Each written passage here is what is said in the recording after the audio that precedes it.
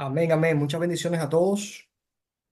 Que la paz del Señor esté sobre cada uno de ustedes. En el nombre de Jesús, tanto de los que estamos conectados como de los que también no han podido conectarse o no pueden conectarse en esta noche. Enviamos una palabra de bendición, esperando que todo esté bien después de estas necesarias aguas que han caído.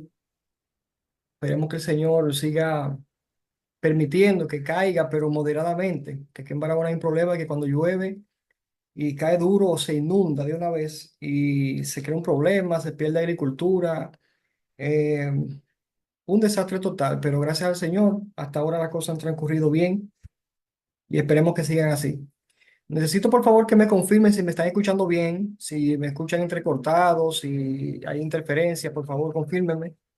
Sí se escucha. Escuchamos bien. Amén, amén. Bendición. Está todo bien, está todo bien. Excelente, Otto. Perfecto, perfecto, qué bueno. Bien, esta noche tengo a bien compartir con ustedes algo corto y breve porque eh, no es lo mismo, por más que uno quiera, no es lo mismo uno disertar por acá virtualmente que presencial. Uno se cohíbe un poquito más y en esta noche quiero dar un paseo por las 7 iglesias del Apocalipsis, solo a manera de aplicación personal. Ya estuvimos recibiendo una enseñanza, muy buena enseñanza en cuanto a las 7 iglesias del Apocalipsis en el contexto de la escatología, ¿verdad? Y vimos algunos textos que son aplicables, otros que no, ya a nivel de profecía, ¿verdad? De escatología. Pero en esta noche vamos a hacerlo a nivel de aplicación personal.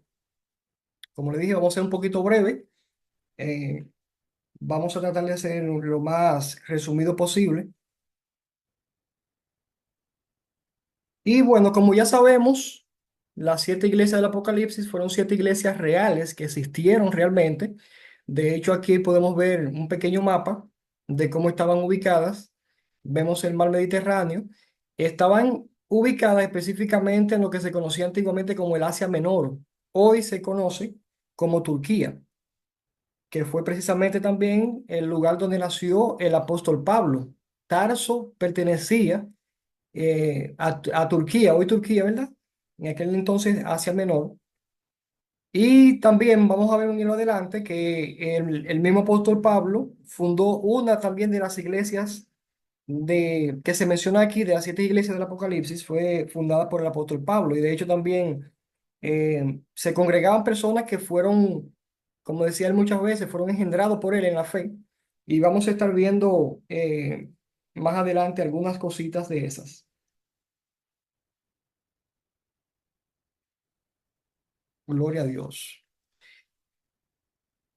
Vamos a estar hablando en cuanto a las exigencias y recomendaciones en las 7 iglesias a nivel de aplicación personal. Y las ideas centrales, específicamente de las 7 iglesias, se concentran en cuatro ideas centrales. Fidelidad a Dios, la necesidad del hombre del arrepentimiento, la perseverancia en el Señor y la vigilancia espiritual. Que de hecho en ese mismo orden podemos ver en esa secuencia que lo primero es la fidelidad al Señor. Eso es innegociable. El creyente nacido de nuevo, claro está, eh, se esfuerza, podemos decir así, por serle fiel a Dios bajo cualquier circunstancia. Obviamente, entonces, ha pasado por un arrepentimiento, que lo conocemos como cambiar de dirección. Si bien somos personas que ya hemos hablado bastante de este tema, arrepentidas, no es que no pecamos. Claro, porque estamos expuestos al pecado y vivimos aún en la carne, no conforme a ella, pero en la carne, y eso nos pone vulnerables a pecar en un momento determinado, pero no a pernoctar en el pecado, que ahí está la diferencia del que es nacido y el que no es nacido de Dios.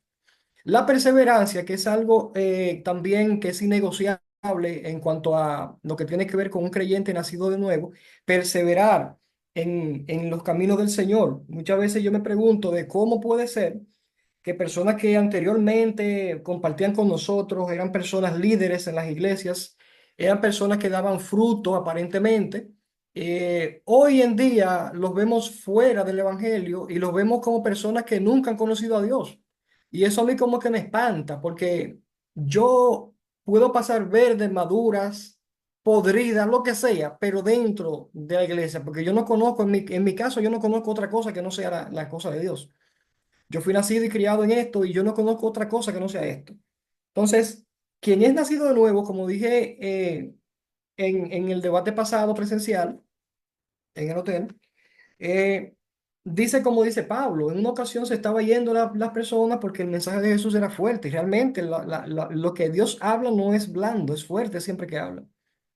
Y Pedro se preocupa porque se estaban yendo y se lo reclama Jesús. Entonces Jesús en ese momento también le habla de manera áspera y le dice, pero si tú te quieres ir, vete tú también. A lo que Pedro, ya siendo nacido de nuevo y entendiendo las cosas del reino, una persona perseverante en la fe le contesta a Jesús, pero ¿a dónde me voy si fuera de ti? ¿Qué? ¿A dónde me voy? Si solo tú tienes palabra de vida, ¿para qué voy a hacer yo fuera de aquí? ¿A dónde me voy? De manera que muchas veces yo me encuentro con personas que me dicen, mira, y la situación se me puso mala, yo estuve mal, enfermo y tuve que irme de la iglesia. Y yo le digo, pero si pasamos algunas cositas dentro de la iglesia con la cobertura del Señor, ¿qué tú crees que te puede esperar fuera de la cobertura del Señor? Porque de hecho todo lo que pasamos nosotros, incluyendo los procesos, tienen un propósito cuando es Dios que lo permite. Y de hecho muchas veces también permite Dios que por nuestras circunstancias, ¿verdad? Por nuestras malas decisiones, también caemos en algunos errores. Y Dios también lo permite. Y muchas veces no nos libra de eso para que nosotros aprendamos, porque Dios no va a venir del cielo a decirnos, mira, ese es el manual con el que tú tienes que trabajar. No. La mayor ganancia que uno obtiene dentro de un proceso es el aprendizaje que uno saca de él. De manera que el creyente que es nacido de nuevo, no solamente que es fiel, no es arrepentido, sino también que persevera y también cuida su vida espiritual como cosa, como oro, como algo valioso, teniendo miedo, temor, temblor de perder el grado espiritual en el que Dios hasta ahora nos ha puesto. Entonces, en esos cuatro pilares, en esos cuatro tópicos, se centra el mensaje completo de lo que es el mensaje a las siete iglesias del Apocalipsis. Bateo y corrido, entonces vamos a pasar a la primera iglesia, que es la iglesia de Éfeso. El mensaje de Éfeso. Bueno, como hablaba en la introducción, fue fundada por el apóstol Pablo, Éfeso, y es llamada también esta iglesia la iglesia sin amor, la iglesia sin amor. El por qué vamos a descubrirlo ahora.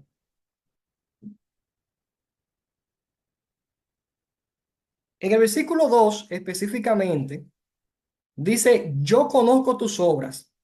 Esta expresión, conozco tus obras, es repetida en 5 de las 7 iglesias del Apocalipsis. En otra le dice, yo sé de dónde moras. En el caso de Pérgamo, que lo vamos a ver más adelante. En el caso de Esmirna dice, yo conozco tu tribulación. Pero en 5 él dice, yo conozco tus obras. Eso debe demostrar, mis hermanos, que Dios no pierde el control de nada. Nosotros como hombres sí podemos perder el control de algunas cosas, pero Dios no pierde el control absolutamente de nada. Por eso es que cuando nosotros perdemos el control de algunas cosas de la vida, de cualquier circunstancia, nos volvemos al que nunca pierde el control, el que conoce nuestras obras. En Mateo 10:30 específicamente dice la Biblia que Él tiene contado nuestros cabellos. Y si Dios tiene ese detalle tan puntual de cuántos cabellos tenemos en la cabeza, díganme ustedes si no conoce la situación que estamos pasando cada uno de nosotros. De manera que por más que nosotros pensemos, por más que nosotros creamos, a Dios no se le escapa nada. A Dios no se le escapa nada. Dios está pendiente de cada cosa que nos pasa, de cada oración, de cada petición. Él sabe lo que necesitamos y conoce nuestras obras. El versículo 3 dice, tienes perseverancia y has sufrido por mi nombre y no has desmayado. Entonces, lo chocante de este caso es que una iglesia perseverante, sufrida por el evangelio, no ha desmayado, pero pierde el primer amor. Otoniel, ¿es posible que pase eso? Bueno, estamos precisamente frente a una iglesia que ha pasado por eso. perdió el primer amor. Entonces, hay un asuntico aquí en el versículo 5 que dice, recuerda por tanto de dónde has caído y arrepiéntete y haz las obras que hiciste al principio. Otoniel, pero hemos aprendido en estos días que no hay obra que haga el humano que le pueda sumar para la salvación. En este caso no estamos hablando de ese tipo.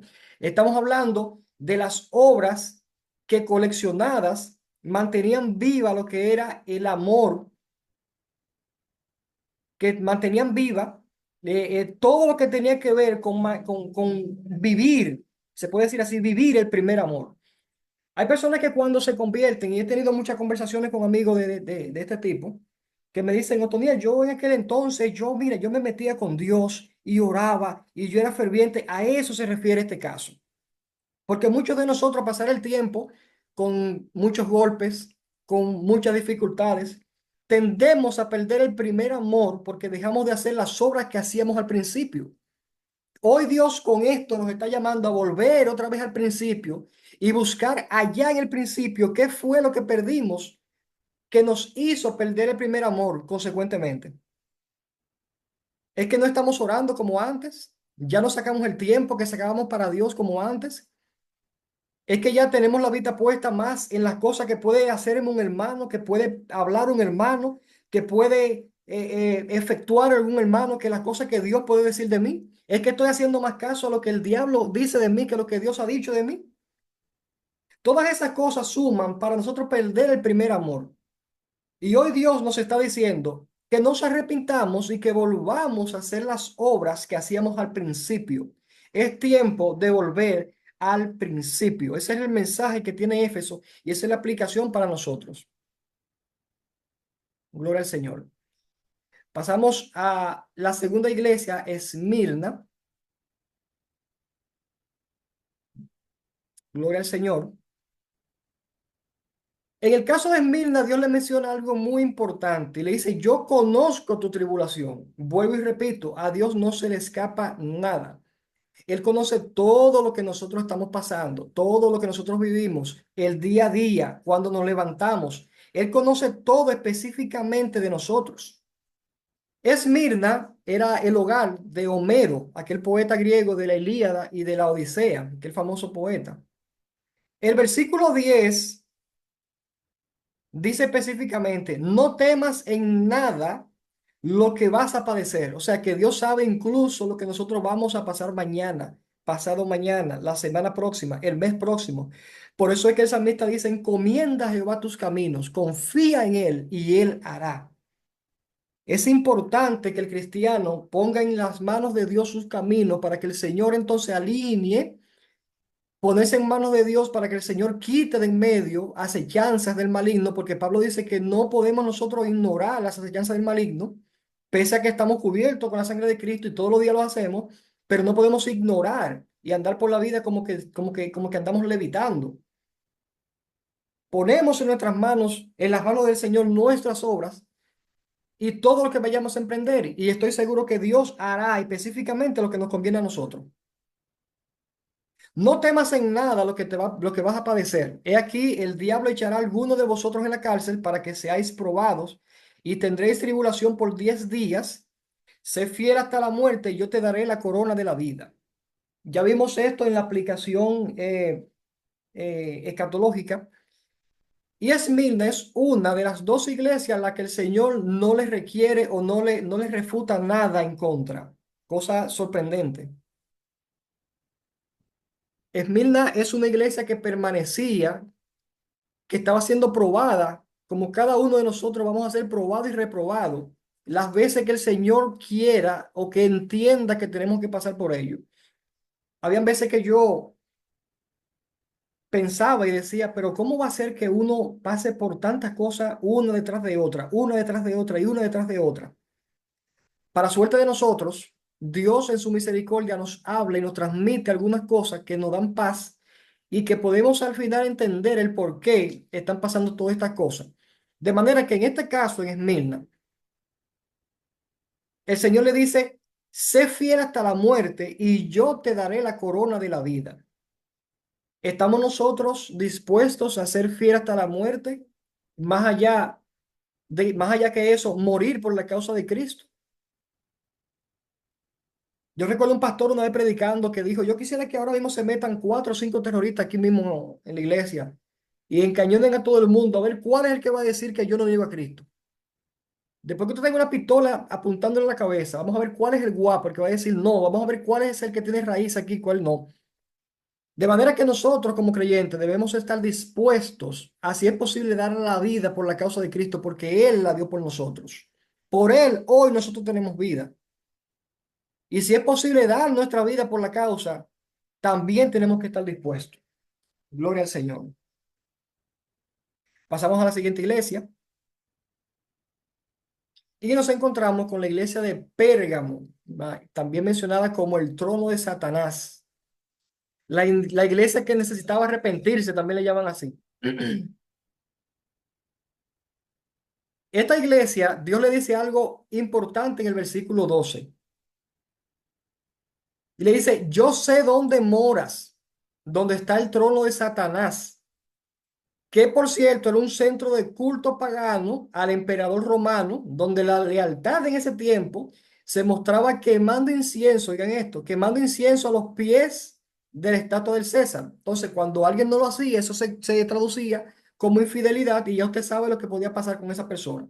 Además de eso, también se sumaba a eso lo que era la adoración idólatra de manera depravada, inmoral, y tenían a dos personajes que eran dos deidades, Dionisio, Dionisio se llamaba Afrodita,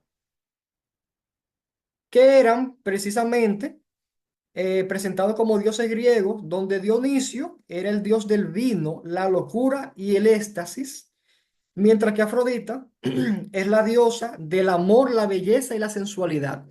Ya ustedes pueden saber qué podían producir esas dos deidades juntas. El vino, la embriaguez, la locura, junto con la sensualidad, la seducción.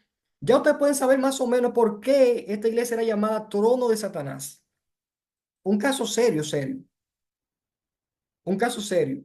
Esto era una iglesia básicamente que estaba viviendo donde había más adoración satánica que adoración a Dios.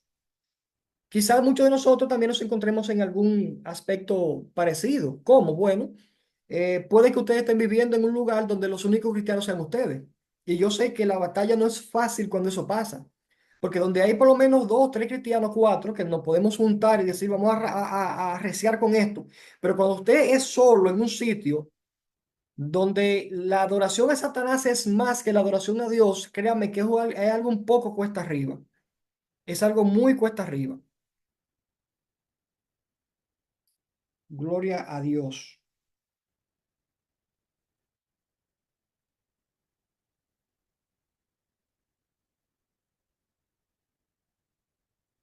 El versículo 13 repite, dice, yo sé dónde moras, donde está el trono de Satanás. Guardas fielmente mi nombre y no has negado mi fe, aun en los días de Antipas, mi testigo, mi siervo fiel, que fue muerto entre vosotros, donde mora Satanás. Otra vez lo menciona Jesucristo, donde mora Satanás.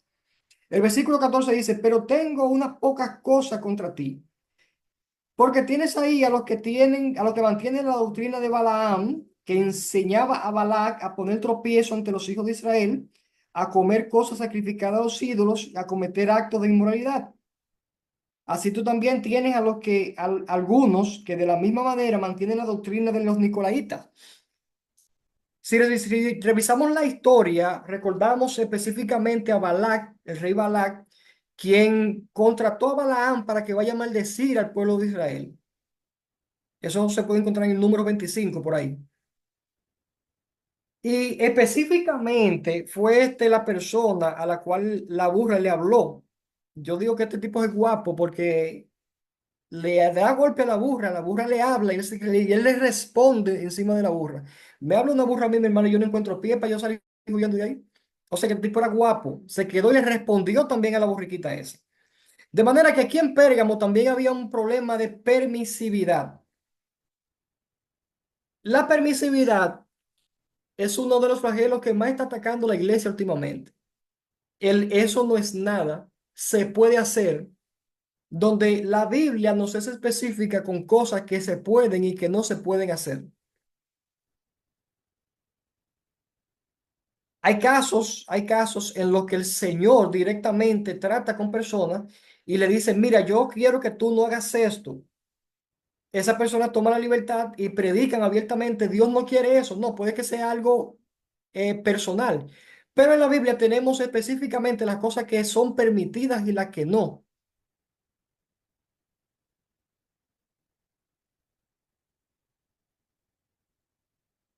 De manera que en el versículo 15 repetimos, dice, así tú también tienes alguno de los que de la misma manera mantienen la doctrina de los nicolaítas.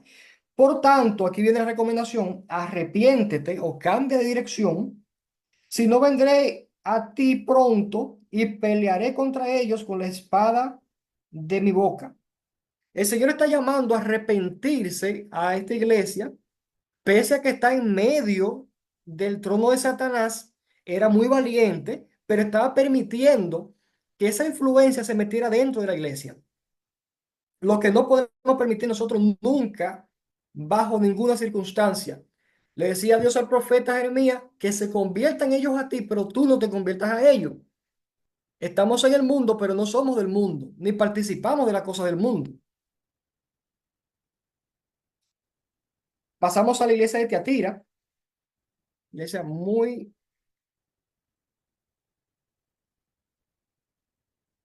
famosa también, muy famosa Tiatira, donde también se repite el pecado de la tolerancia. Dice el versículo 19, hablando de Tiatira, yo conozco tus obras, vuelve a repetir el Señor, tu amor, tu fe, tu servicio y tu perseverancia, lo mencionamos en el principio, y que tus obras recientes son mayores que la primera, cosa muy positiva. Versículo 20, pero tengo esto contra ti, que toleras a esa mujer Jezabel, que se dice ser profetiza y enseña y seduce a mis siervos a que cometan actos inmorales y coman cosas sacrificadas a los ídolos. Aquí está haciendo una comparación de una mujer con Jezabel. Ustedes saben que Jezabel, aquella mujer que estuvo buscando a Elías para decapitarlo. Bueno, Elías debió ser quien mate a Jezabel, pero cogió miedo. Le pasó la profecía a Eliseo. Eliseo tampoco quiso bregar con eso y dijo, no, no, vamos a pasárselo a Jehú. Y Jehú dijo, sí, yo mato a la tipa esa. Y Jehú fue que se puso los pantalones y le dio muerte a la Jezabel. Entonces Jezabel es conocida eh, como una mujer seductora, idólatra, era la esposa de Acab, el rey Acab. Y asimismo hace comparación aquí también de esta persona que estaba seduciendo a los creyentes a cometer actos ilícitos. El asunto no era tanto que que estaba seduciendo para que se cometan actos ilícitos, sino que se estaba tolerando que ella permanezca porque era una profetisa.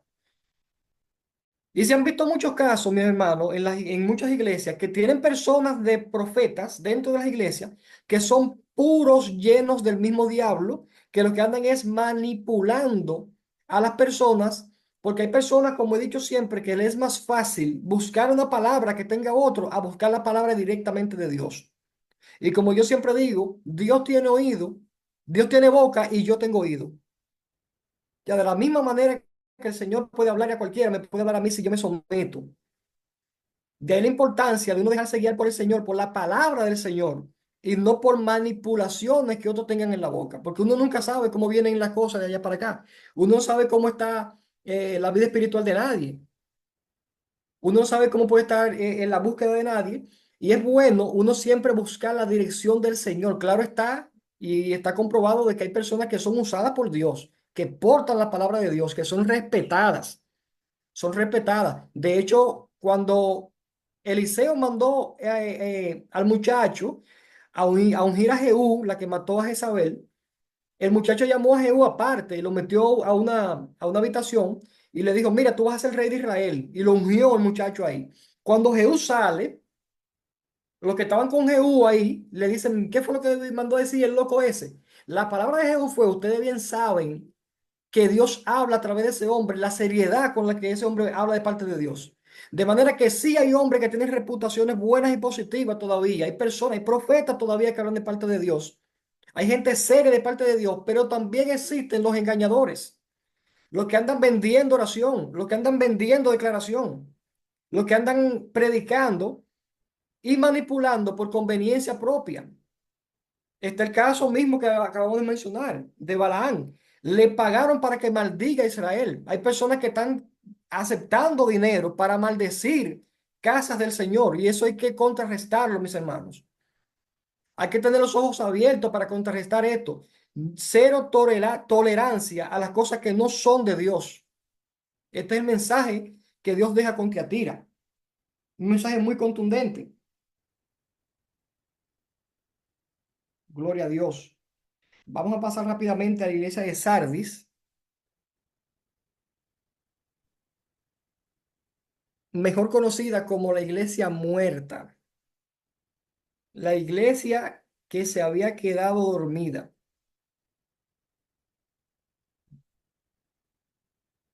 Dice el versículo 2, capítulo 3, versículo 2 de Apocalipsis. O vamos a leer desde el mismo 3. Escribe el ángel de la iglesia en Sardis, el que tiene los 7 espíritus de Dios y las 7 estrellas, dice esto: yo conozco tus obras, que tienes nombre de que vives, pero estás muerto. ¿Cuántas congregaciones no podemos conocer hoy en día así? ¿Cuántos hermanos podemos conocer así? Viviendo de una apariencia de que están vivos espiritualmente, donde ellos mismos saben que no es así. Entonces, ¿a quién se trata de engañar? Era una iglesia que tenía apariencia de que estaba viva, de que estaba fogosa, de que estaba haciendo las cosas que a Dios le agradaba y en el fondo no era cierto. Porque Dios cuando la pasa, como dice el pastor, cuando la pasó por el fuego, dijo, tú estás muerta. Es el caso cuando nosotros pensamos aparentar una cosa, pero que en el fondo, cuando llegamos a la casa, que nos trancamos en la habitación, decimos, caramba, pero yo aquí es que estoy yo engañando, porque no es lo que estoy diciendo. Esto pasaba con esta iglesia. Versículo 2 dice, ponte en vela y afirma las cosas que quedan, que estaban a punto de morir, porque no he hallado completa tus obras delante de mi Dios. O sea, tenía sus obras incompletas, fueron pesadas sus obras y estaban incompletas. Importante, la palabra que menciona aquí dice, ponte en vela y afirma las cosas que quedan. O sea que todavía había un fino hilo umbilical que lo conectaba con Dios y Dios le estaba diciendo, retoma eso otra vez para que vivas. Y esta noche es una buena noche para ir a la presencia de Dios y retomar. Si sabemos que no estamos como debemos de estar, retomar esta noche y hacer que engorde ese cordón umbilical directamente con Dios para que podamos vivir y no vivir de apariencia. Dice, porque he hallado incompleta tus obras delante de mi Dios. No estaba siendo completa. Versículo 3, acuérdate pues de lo que has recibido y oído. Guárdalo y arrepiéntete de lo que has recibido y oído. Aquí está la importancia, hermanos, de uno escuchar la palabra de Dios. En Deuteronomio 28 hay una lista larguísima de bendiciones, pero antes de eso dice, si escuchas atentamente la voz de Jehová tu Dios, aquí está la importancia de escuchar lo que Dios nos dice para ponerle en obra. Solamente la palabra de Dios, la palabra que viene de Dios es la que nos va a dar vida y nos va a permitir que no vivamos de apariencias. Gloria a Dios.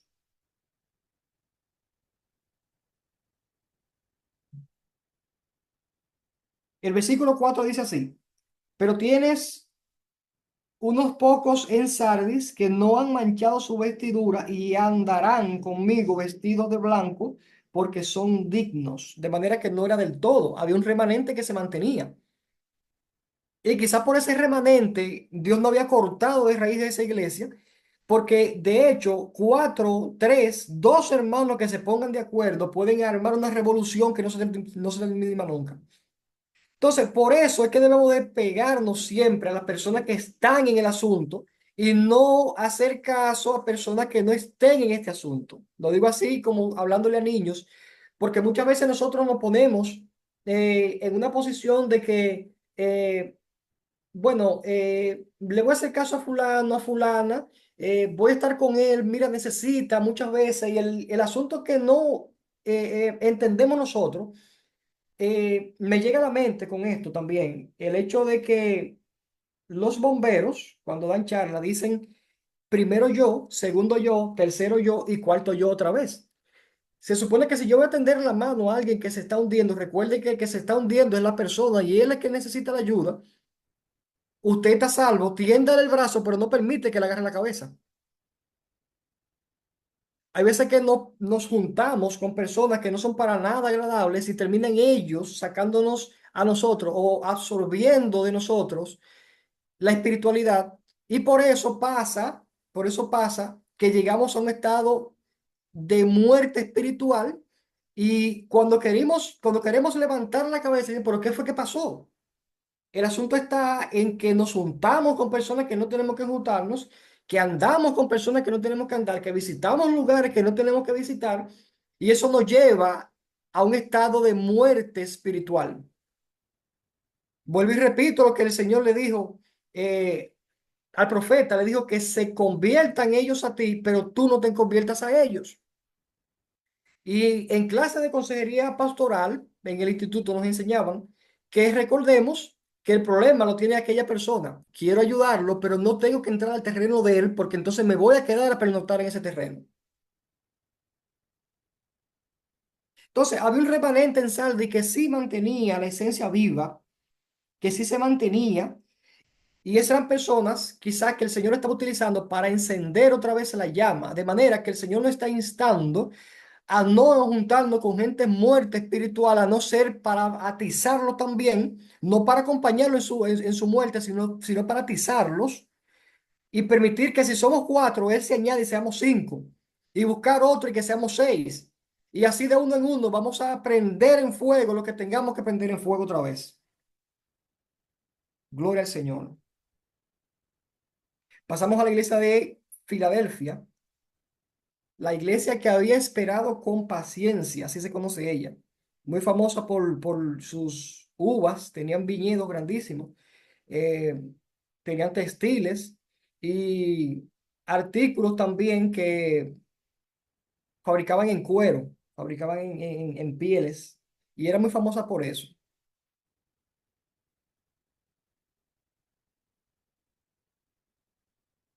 Gloria a Dios. Dice el versículo 8, 3:8, dice así: yo conozco tus obras. Mira, he puesto delante de ti una puerta abierta que nadie puede cerrar. Y aquí yo quiero parar un momento. No es cierto, mis hermanos, que Satanás no cierra puertas si no es de parte de Dios. Recordemos que el mismo Satanás es un instrumento del Señor. Hablé ahorita y dije que el Señor no pierde el control de nada. Y específicamente esa parte que da alusión ahí de la puerta abierta hace referencia con Isaías 22:22, lo pueden anotar por ahí para que más tarde lo pueden revisar, que dice, y pondré la llave de la casa de David sobre su hombro y abrirá, y nadie cerrará, y abrirá y nadie cerrará, y cerrará y nadie abrirá. De manera que la puerta que Dios abre, mis hermanos, ningún demonio, ninguna potestad, ningún infierno puede interferir cuando Dios dice, te abro una puerta. Porque donde Dios abre, a menos que no abramos nosotros una brecha por donde pueda ser cerrada, se cierra. De igual forma, la puerta que Dios cierra, ni tirándole un kamehame se abre. Y sé lo que le estoy diciendo.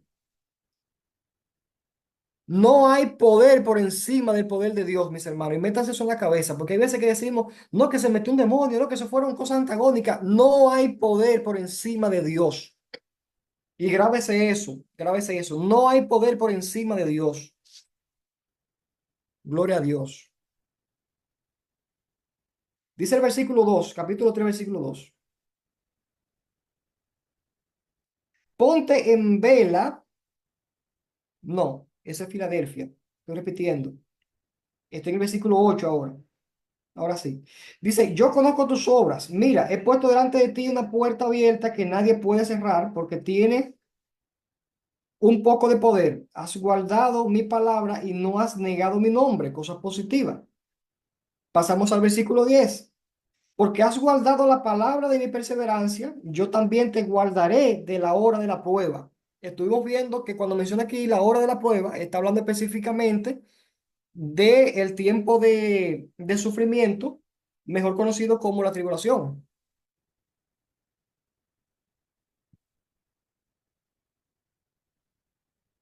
De manera que el Señor insta a esta iglesia,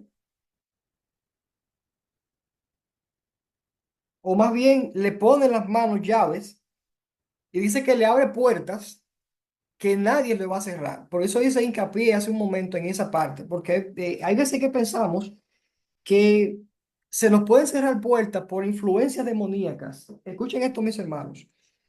La única puerta que se nos cierra por influencia demoníaca es cuando le abrimos las puertas a esos demonios para que tengan legalidad.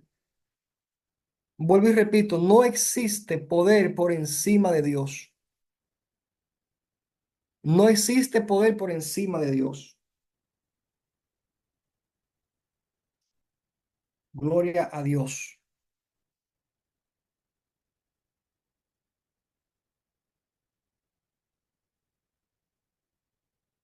Seguimos más abajo, versículo 8. Dice, mira, he puesto delante de ti una puerta abierta que nadie puede cerrar, porque tienes un poco de poder, has guardado mi palabra y no has negado mi nombre. Es el 9. He aquí, yo entregaré a aquellos de la sinagoga de Satanás que se dicen ser judíos y no lo son, sino que mantienen, que mienten. He aquí yo haré que vengan y se postren a tus pies y sepan que yo te he llamado. Aquí está hablando de una identidad. Y esta parte donde dice aquí sinagoga de Satanás, específicamente se estaba refiriendo a un grupo de judíos, escuchen bien esto, que estaban persiguiendo judíos que se convertían al evangelio. Por eso el Señor dice que no son judíos nada, no son hijos de Dios nada, porque el cristiano que persigue cristiano no es ningún cristiano. El cristiano que anda mirando dónde está tu debilidad para estar acusándote, para estar hablando de ti, para estar hundiéndote en vez de tenderte la mano, en vez de orar por ti, no es cristiano nada. La Biblia dice claro, nos vamos a conocer por el amor, ese fruto tan importante que nos van a conocer el mundo. ¿Cómo va a ser que un cristiano esté persiguiendo a cristianos para hablar de ellos, para criticarlos, para estar vociferando?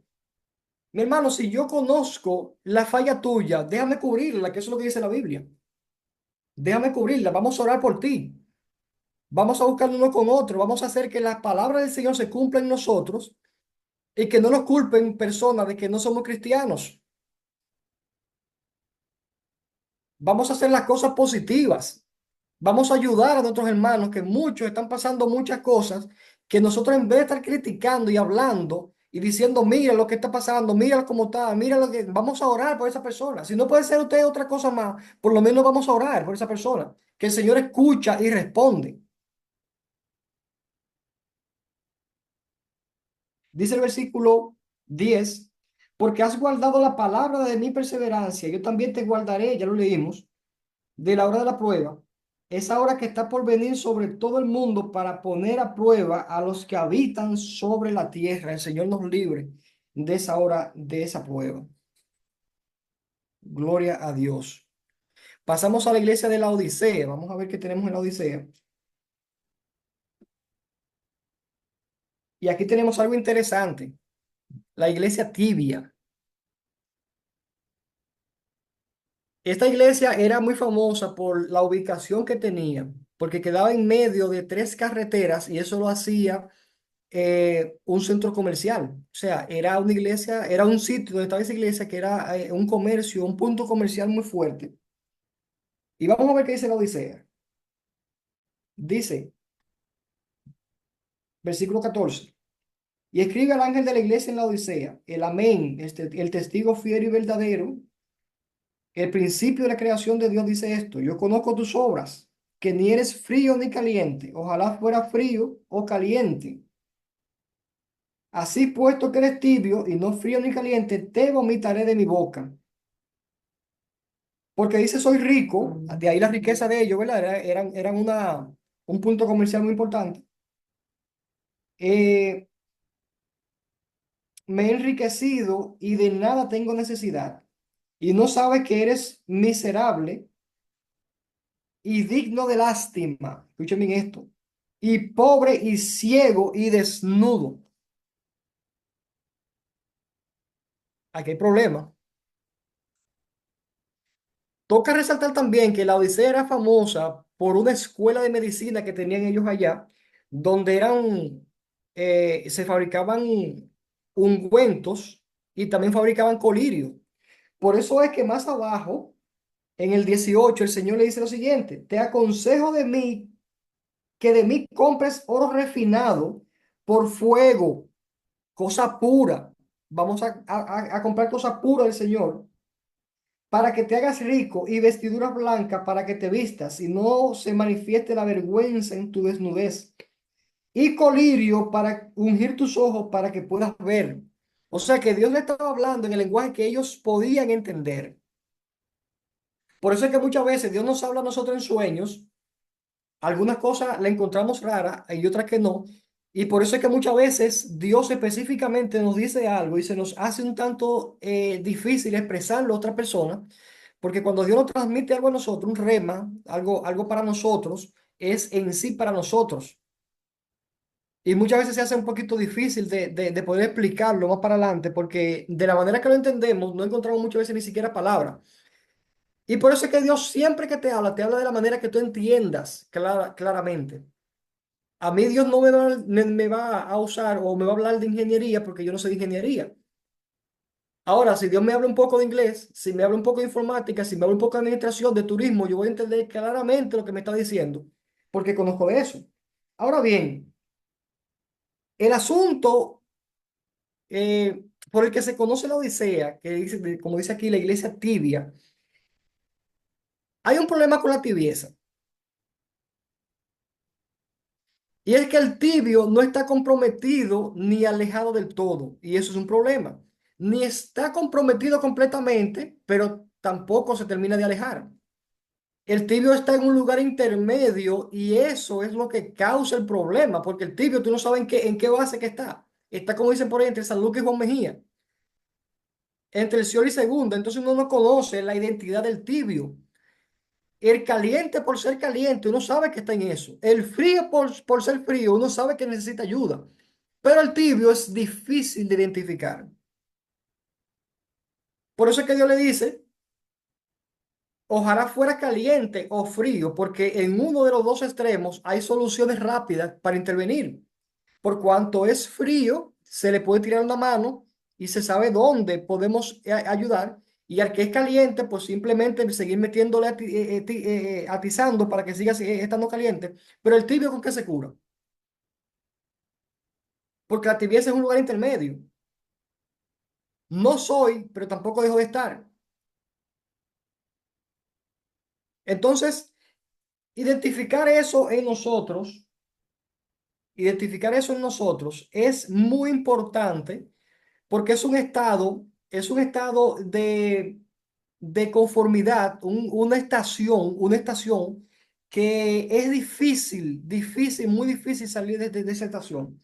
¿Por qué? Porque en esa estación uno se siente cómodo. Yo voy a la iglesia, levanto las manos, adoro a Dios, pero al salir sigo con mi tibieza. Entonces ahí tú dices, pero él va a la iglesia, él entra, adora a Dios, pero yo no lo veo en nada. O sea, no manifiesta los frutos. O puede manifestar frutos, pero recuerden que hay frutos que no son verdaderos. Entonces, ahí está el problema de identificar específicamente, nosotros que somos lo que conocemos en qué condición podemos estar, identificar cuando caemos en la parte de tibieza espiritual,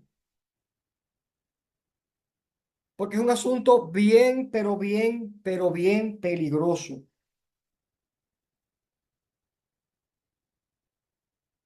Por eso Dios dice que es mejor estar caliente o frío que tibio. Por eso Él va a vomitar de su boca a los tibios. Ya vimos la aplicación en cuanto a lo que tiene que ver con la escatología, ¿verdad? De esa parte lo vimos en el estudio pasado de las 7 iglesias. Pero en la aplicación personal tenemos que cuidarnos, hermanos, de no caer en el lugar intermedio llamado tibieza espiritual. Es un lugar en medio del caliente y del frío que es un poquito más hondo. Y cuando uno se sienta ahí, mi hermano, ni con soga de barco muchas veces se logra salir de ahí. Así que debemos de estar pendientes, muy pendientes, a no caer en ese estado de tibieza, pero tampoco en el estado frío, sino mantenernos calientes, porque como debería ser, para que Dios no nos vomite de su boca, en el caso de la aplicación, ¿verdad? Debemos de mantenernos ardiendo como el mismo infierno, como dice un predicador por ahí. Pasamos a lo siguiente.